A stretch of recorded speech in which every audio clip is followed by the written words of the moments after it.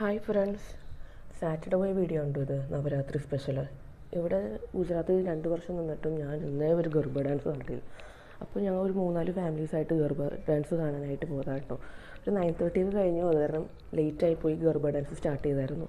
പിന്നെ ഞങ്ങൾ കയറുന്നതിന് മുമ്പ് തന്നെ സ്പ്രിംഗ് പൊട്ടേറ്റോ ഒക്കെ കഴിച്ചു. വ്യൂവേഴ്സ് എൻട്രിക്കും ഡാൻസ് സെൻറ്റേഴ്സിനും പലതരം എൻട്രി ആയിരുന്നു കേട്ടോ. അവിടെ എത്തിയപ്പോഴത്തേക്കും ഞങ്ങൾക്ക് തന്നെ അതിശയിച്ച് പോയി. ഭയങ്കര ക്രൗഡഡായിരുന്നു കേട്ടോ. ഇത്രയും ക്രൗഡഡ് സീറ്റ് പോലും കിട്ടുമോ അറിയില്ലായിരുന്നു. പക്ഷേ സീറ്റൊക്കെ ഒഴിഞ്ഞ കിടന്നേച്ചത്.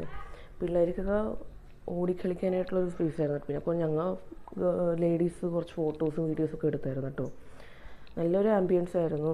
പിന്നെ കുറച്ചധികം പേരായതുകൊണ്ട് ഗർഭ ഡാൻസ് കാണാൻ നല്ല വൈബായിരുന്നു കേട്ടോ.